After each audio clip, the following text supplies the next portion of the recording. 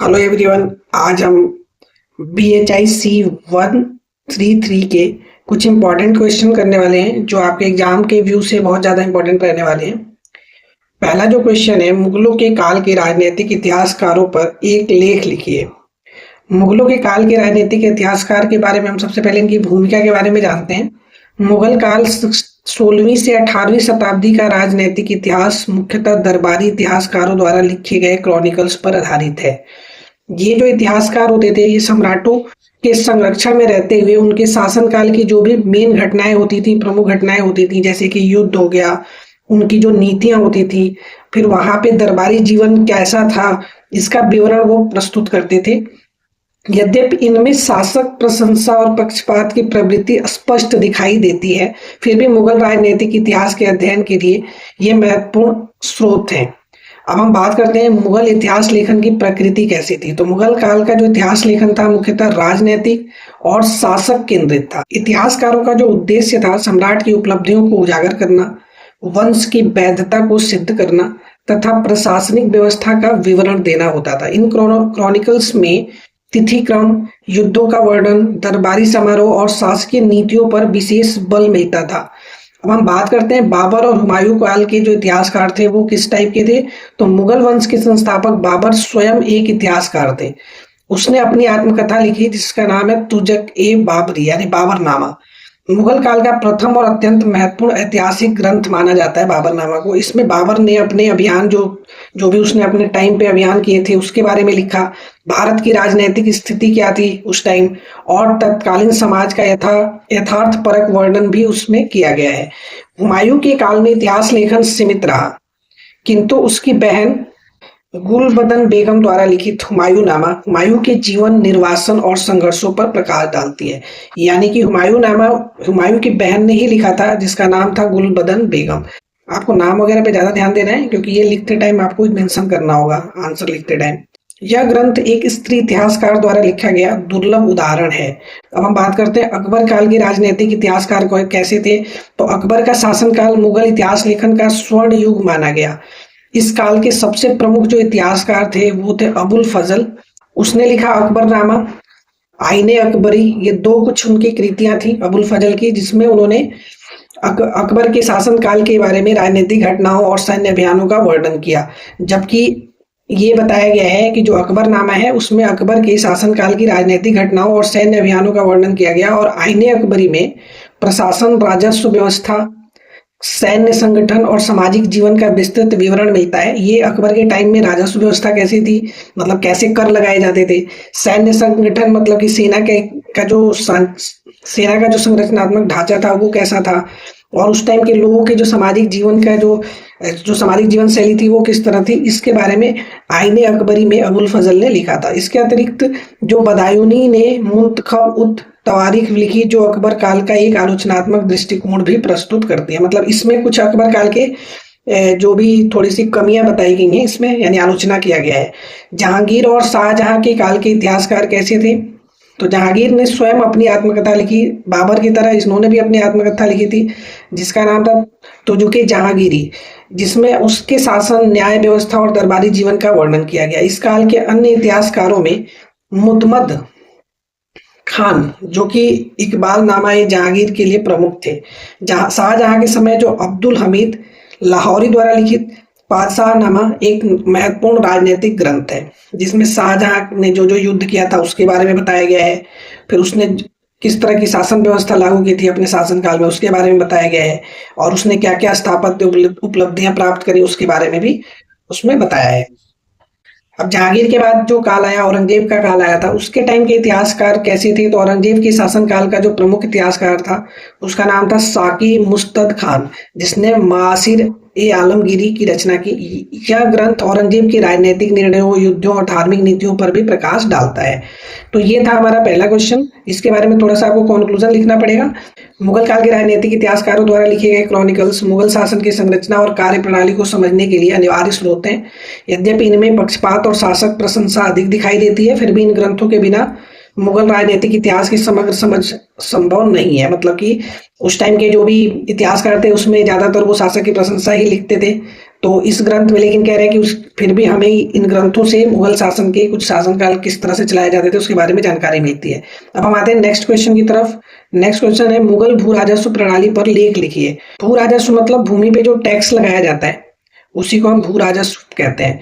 तो मुगल में जो भू राजस्व प्रणाली राज्य की आय का प्रमुख स्रोत थे। कृषि प्रधान अर्थव्यवस्था में भूमि से प्राप्त राजस्व के माध्यम से प्रशासन, सेना और शाही का जो खर्च होता था वो वहीं से निकाला जाता था। यानी जो कृषि मतलब खेती करते थे लोग, उनसे खेती के जो फसल होती थी उस पर टैक्स लगाया जाता था। मुगल शासकों ने एक संगठित, नियमित और अपेक्षाकृत न्याय संगत भू राजस्व व्यवस्था विकसित की, जिसका सबसे परिपक्व रूप अकबर के शासनकाल में देखने को मिलता है। अब हम बात करें मुगल भू राजस्व प्रणाली की आधारभूत अवधारणा। तो मुगल भू राजस्व प्रणाली इस सिद्धांत पर आधारित थी कि भूमि का वास्तविक स्वामी राज्य होता है। मतलब मुगल शासक ये बोलते थे कि जो भूमि मतलब जिसपे किसान खेती करता है उसका जो असली जो मालिक होता है वो राज्य है, और किसान को रैयत कहा जाता था। वो केवल उपभोग करता है, किसान से उसके उपज का एक निश्चित भाग कर के रूप में वसूला जाता था। यह कर सामान्यतः नगद में, कभी कभी अनाज के रूप में भी वसूला जाता था। राज्य का उद्देश्य जो था वो ज्यादा से ज्यादा राजस्व प्राप्त करना था, किंतु साथ ही किसानों की उत्पादन क्षमता को बनाए रखना भी आवश्यक समझा गया। अब हम बात करते हैं भूमि का वर्गीकरण। तो मुगल काल में जो भूमि थी उसको जो उसकी उपज और खेती की निरंतरता के आधार पर बांटा गया था, वर्गीकृत किया गया था। पहला जो वर्गीकरण था उसका नाम है पोलस। उन भूमि को पोलस कहा जाता है जो हर वर्ष जोती जाने वाली भूमि होती थी। फिर सेकंड है परौती। परौती का मतलब कि कुछ समय के लिए वो खाली छोड़ी जाती थी, मतलब एक बार फसल उगाएगी फिर कुछ टाइम के लिए उनको छोड़ दिया जाता था उस भूमि को। तो उस टाइम की जो भूमि का पार्ट था उसको परौती कहा जाता था। अब आते हैं चाचर। चाचर यानी 3 से 4 साल तक बिना खेती वाली जो जमीन होती थी, फिर मतलब एक बार खेती कर दिया फिर 3-4 साल तक छोड़ दिया गया, फिर 3-4 साल बाद उस पर उसे कोई फसल लगाई जाती थी, तो उस टाइप की जो भूमि होती थी उसको चाचर कहा जाता था। बंजर तो आपको पता ही होगा, बंजर जो लंबे समय तक उपजाऊ ही ना हो, मतलब उस पर कुछ फसल अच्छे से उग नहीं पाती, तो उसको हम बंजर भूमि कहते हैं। इस वर्गीकरण के आधार पर ही राजस्व निर्धारण किया जाता था। अकबर की भू राजस्व व्यवस्था जो थी वो कैसी थी, तो अकबर ने भू राजस्व व्यवस्था को संगठित और अस्थायी रूप प्रदान किया। उसके जो वित्त मंत्री थे राजा टोडरमल ने इसे वैज्ञानिक आधार दिया, जिसे दयसाला प्रणाली भी कहा जाता है। इसके अंतर्गत पिछले 10 वर्षों की औसत उपज और मूल्य के आधार पर कर निर्धारित किया जाता है। पिछले 10 साल की कितनी ज्यादा उपज हुई है और उसका मूल्य कितना है उसके आधार पर उसका औसत निकाला जाता था, और उसके बाद उस उपज पे कर लगाया जाता था, यानी राजस्व लगाया जाता था। सामान्यतः उपज का लगभग 1/3 भाग राज्य को दिया जाता था। इस व्यवस्था से कर में स्थिरता आई और किसानों को भी राहत मिली, क्योंकि होता क्या है कि कई बार किसानों की फसलें नुकसान हो जाती थी फिर भी कर उनको देना पड़ता था। लेकिन अकबर के समय में ये हुआ कि अकबर ने दयसाला प्रणाली अपनाई, जिससे क्या हुआ कि जिस साल फसल अच्छी नहीं हुई उस साल कर भी कम देना पड़ता था किसानों को, तो इससे किसानों को राहत मिली। अब हम आगे आते हैं भू राजस्व निर्धारण की प्रमुख प्रणालियों के बारे में जानते हैं। तो मुगल काल में 3 प्रमुख राजस्व प्रणाली थी। पहली थी जब्ती प्रणाली। ये क्या था कि भूमि की माप पर निश्चित कर लगाया जाता था। यह सबसे पुरानी और प्रचलित प्रणाली थी। ठीक है। बटाई प्रणाली क्या होती है, इसमें क्या होता है, फसल को खेत पर या कटाई के बाद बांट कर लिया जाता था। अब हम बात करें थर्ड की कनकूट प्रणाली। अनुमान के आधार पर उपज का आकलन करके कर वसूला जाता था। मतलब उसको कोई नापने का कोई यंत्र नहीं होता था, सिर्फ अनुमान के आधार पर ही उपज का आकलन करके उससे टैक्स ले लिया जाता था। अब हम बात करते हैं प्रशासनिक अधिकारी की। तो भू राजस्व व्यवस्था को सुचारू रूप से चलाने के लिए कुछ अधिकारी नियुक्त किए गए थे, जिसमें पहले होते थे अमीन। अमीन का काम होता था भूमि को नापना, जो भूमि की माप करता था। फिर दूसरे होते थे कानूनगो ऑफिसर्स। ये क्या होते थे कि भूमि से संबंधित अभिलेख कर रखता था कानूनगो, यानी उसके बारे में लेखा जोखा जो माप करता था उसके बारे में अमीन माप करता था, और कानूनगो क्या करता था उसके बारे में लेखा जोखा तैयार करता था। अब थर्ड होते थे करोरी। करोरी क्या होते थे, राजस्व संग्रह करता था, मतलब कि जो भी टैक्स आता था उसको इकट्ठा करता था वो। फिर लास्ट होते फौजदार और सूबेदार, जो व्यवस्था को बनाए रखने में मदद करते थे। अब हम बात करते हैं किसानों की स्थिति क्या थी उस टाइम। कर की मात्रा अधिक होने के कारण किसानों पर बहुत ज्यादा बोझ पड़ता था। अकाल या प्राकृतिक आपदाओं के समय में कभी कभी कर में छूट तो दी जाती थी, परंतु व्यवहार में यह हमेशा भी प्रभावी नहीं होती थी। अब हम बात करते हैं कॉन्क्लूजन की। मुगल भू राजस्व प्रणाली भारतीय इतिहास की एक महत्वपूर्ण प्रशासनिक उपलब्धि थी। विशेष रूप से अकबर की दयसाला प्रणाली जो थी उसने राजस्व संग्रह को स्थिर और व्यवस्थित बनाया। यद्यपि इसमें राज्य के हितों को प्राथमिकता ज्यादा दी गई थी, फिर भी इस प्रणाली ने लंबे समय तक मुगल शासन की आर्थिक नींव को मजबूती बनाए रखा। ठीक है, तो ये था क्वेश्चन नंबर 2। अब हम चलते हैं नेक्स्ट क्वेश्चन की तरफ। नेक्स्ट क्वेश्चन है, मुगल वास्तुकला की मुख्य विशेषताओं की चर्चा कीजिए। तो भूमिका में सबसे पहले हम समझते हैं कि मुगल वास्तुकला भारतीय स्थापत्य कला के इतिहास में एक विशिष्ट और गौरवपूर्ण स्थान रखती है। यह शैली भारतीय, फारसी, उर्दू, तुर्की, मध्य एशियाई स्थापत्य परंपराओं के समन्वय का उत्कृष्ट उदाहरण है। अब बात करते हैं, मुगल शासकों ने न केवल भव्य इमारत ही बनाए बल्कि स्थापत्य को सत्ता, सौंदर्य और धार्मिक भावना की अभिव्यक्ति का माध्यम भी बनाया। अब हम बात करते हैं समन्वित स्थापत्य शैली के बारे में। मुगल वास्तुकला की सबसे प्रमुख विशेषता यही थी कि विभिन्न स्थापत्य परंपराओं का समन्वय होता था। इसमें फारसी मेहराब, गुंबद और चारबाग योजना के साथ भारतीय छत्रियां, झरोखे और अलंकरण शैली का सुंदर मिश्रण देखने को मिलता था। इस समन्वय में मुगल स्थापत्य को विशिष्ट पहचान प्रदान की।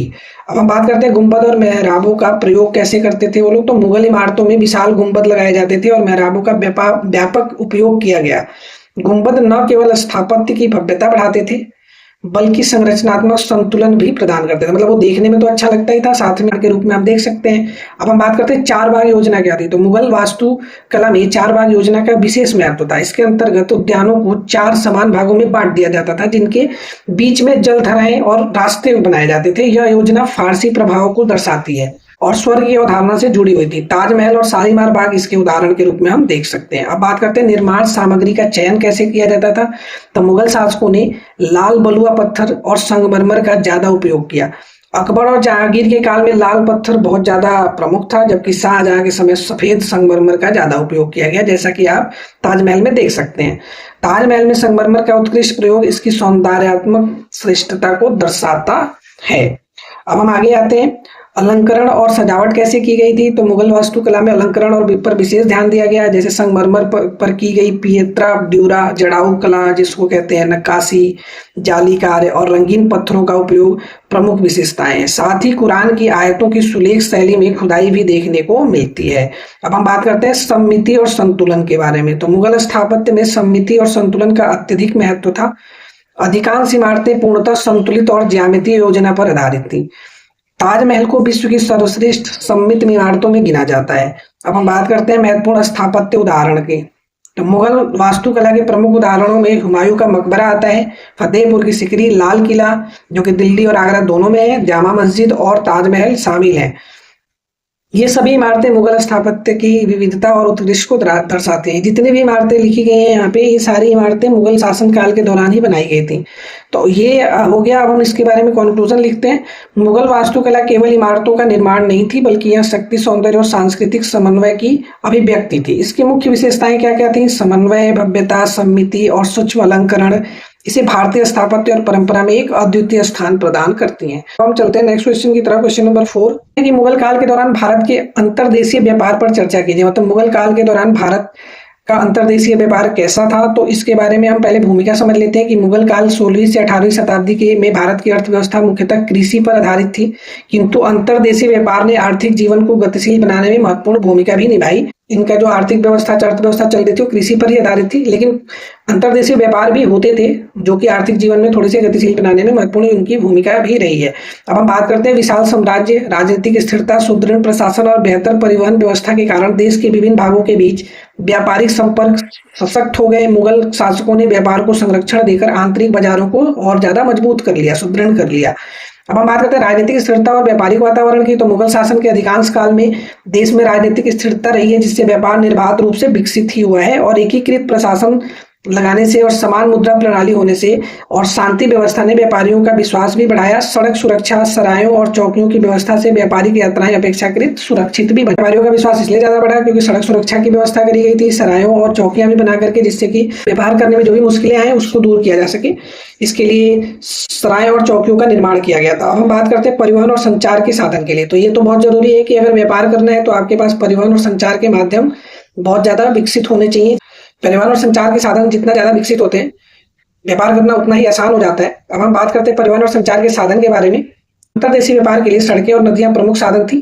व्यापारियों का आवागमन मतलब आयात निर्यात रोड के थ्रू भी होता था और या फिर पानी के थ्रू भी होता था, इसलिए नदियां भी प्रमुख साधन थी। ग्रैंड ट्रंक रोड, सड़के आजम जिसको कहा जाता था, उत्तर भारत के प्रमुख व्यापारिक मार्गों में से एक थी। इसके अतिरिक्त गंगा, यमुना, ब्रह्मपुत्र और नर्मदा जैसी नदियों जलमार्ग के रूप में बहुत ज्यादा प्रयुक्त होती थी। अब बात करते हैं व्यापारिक केंद्र कौन कौन से थे मेन। तो मुगल काल में अनेक नगर अंतरदेशीय व्यापार के प्रमुख केंद्र थे, जैसे आगरा हो गया, दिल्ली, लाहौर, बनारस, पटना, अहमदाबाद, बुरहानपुर और सूरत। ये जो कुछ बड़े नगर थे, ये व्यापार के लिए मतलब बहुत ज्यादा यूज किए जाते थे व्यापारियों के लिए। ठीक है, अब हम बात करते हैं जैसे जैसे नगरों में बड़े बाजार और मंडियां विकसित हुई, ये नगर न केवल व्यापारिक केंद्र थे बल्कि उत्पादन और उपभोग के भी प्रमुख स्थल बन गए। अब हम बात करते हैं व्यापारिक वस्तुएं के बारे में कि कौन कौन सी वस्तुओं को व्यापार में इस्तेमाल किया जाता था। तो अंतर्देशीय व्यापार में कृषि और हस्तशिल्प उत्पादों की प्रधानता थी। प्रमुख वस्तुओं में जैसे अनाज हो गया, चावल, गेहूं, दालें, कपास, चीनी, मसाले, नमक, तेल तथा पशु उत्पाद भी शामिल थे। वस्त्र उद्योग विशेष रूप से महत्वपूर्ण था, जैसे सूती और रेशम के कपड़े देश के अलग अलग भागों में भेजे जाते थे। इसके अलावा धातु के बर्तन बनाए जाते थे वो भेजे जाते थे। हथियार, आभूषण और कागज भी व्यापार की प्रमुख वस्तुओं के रूप में इस्तेमाल किया जाता था। अब हम बात करते हैं व्यापारी वर्ग और संगठन की। तो मुगल काल में एक समृद्ध व्यापारी वर्ग का उदय हुआ, जैसे बनिए, महाजन, साहूकार और सेठ व्यापार में सक्रिय रूप से भागीदार होते थे। ये व्यापारी केवल वस्तुओं के आदान प्रदान तक सीमित नहीं थे, बल्कि उधार देना, बीमा और धन प्रेषण जैसी सेवाएं भी ये लोग प्रदान करते थे। हुंडी प्रणाली के माध्यम से धन का सुरक्षित हस्तांतरण होता था। राज्य की भूमिका और कर की व्यवस्था कैसी थी। तो मुगल राज्य व्यापार को नियंत्रित करने के साथ साथ उसका संरक्षण भी करता था। चुंगी और अन्य कर लगाए जाते थे, किंतु सामान्यतः कर दरें अत्यधिक नहीं थी। शासकों द्वारा व्यापारियों को सुरक्षा प्रदान भी की जाती थी, जिससे व्यापारिक गतिविधियां निर्बाध चलती थी। अब कंक्लूजन की बात करें तो मुगल काल में अंतर्देशीय व्यापार भारत की आर्थिक संरचना का एक सशक्त आधार था। सुदृढ़ प्रशासन, परिवहन सुविधाएं और व्यापारिक वर्ग की सक्रियता ने आंतरिक व्यापार को बहुत व्यापक रूप से बढ़ाया, विकसित किया। यद्यपि कृषि अर्थव्यवस्था प्रमुख नहीं, फिर भी अंतर्देशीय व्यापार ने मुगल भारत को आर्थिक रूप से समृद्ध और एकीकृत बनाए रखने में महत्वपूर्ण योगदान भी दिया। तो ये था क्वेश्चन नंबर 4। अब हम चलते हैं नेक्स्ट क्वेश्चन की तरफ। मुगल शासन के दौरान नई प्रौद्योगिकी के विकास पर एक टिप्पणी लिखना है। तो इसमें मुगल शासन काल 16वीं से 18वीं शताब्दी में भारत में किसी औद्योगिक क्रांति जैसे व्यापक तकनीकी छलांग नहीं हुई, फिर भी कई क्षेत्रों में नई प्रौद्योगिकियों का विकास हुआ। परिष्कार और विदेशी तकनीकों का अनुकूलन अवश्य हुआ। यह विकास मुख्यतः कृषि, सैन्य स्थापित, जल प्रबंधन, वस्त्र उत्पादन और कारीगरी के क्षेत्रों में ज्यादा दिखाई देता है। सबसे पहले कृषि प्रौद्योगिकी पर ध्यान दिया जाए तो मुगल काल में सिंचाई के साधनों में बहुत ज्यादा सुधार हुआ। उसके लिए रहट यूज किया जाता था। कुएं, तालाब और नहरों का अधिक प्रभावी उपयोग किया गया। बेहतर सिंचाई तकनीकों से कृषि उत्पादन बढ़ा और नकदी फसल जैसे कि कपास, गन्ना और नील की खेती को बढ़ावा मिला। अब हम बात करते हैं कृषि उपकरणों में भी कुछ सुधार हुए, जिससे खेती अपेक्षाकृत अधिक उत्पादक बनी। सैन्य प्रौद्योगिकी क्षेत्र की बात करें तो मुगल शासन ने महत्वपूर्ण प्रगति की। बारूद, तोपों और आग्नेयास्त्रों का संगठित और व्यापक प्रयोग मुगलों की शक्ति का प्रमुख आधार था। बाबर ने मध्य एशियाई तकनीक से प्रभावित होकर भारत में तोप खाने का प्रभावी उपयोग किया। बाद के काल में तोप ढालने, बंदूक निर्माण करना और युद्ध रणनीति में तकनीकी सुधार होते गए। अब हम बात करते हैं स्थापत्य प्रौद्योगिकी। मुगल काल बहुत ज्यादा उल्लेखनीय रहा है। विशाल गुंबदों, मजबूत नींव और सममितीय संरचनाओं के निर्माण के लिए उन्नत अभियंत्रण तकनीकों का प्रयोग किया गया।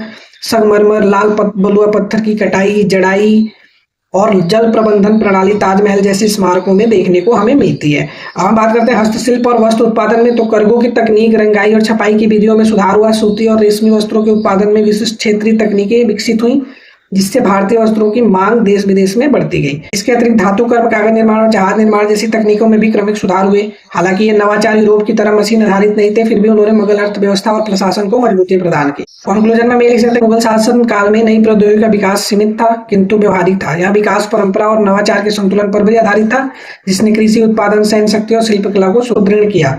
तो ये क्वेश्चन 1 से लेकर के 5 तक हमने कर लिए। इसमें नेक्स्ट वीडियो में मैं और 5 क्वेश्चन कराऊंगा। अगर वीडियो अच्छी लगी हो तो लाइक और सब्सक्राइब करें और हमें सपोर्ट करें। धन्यवाद।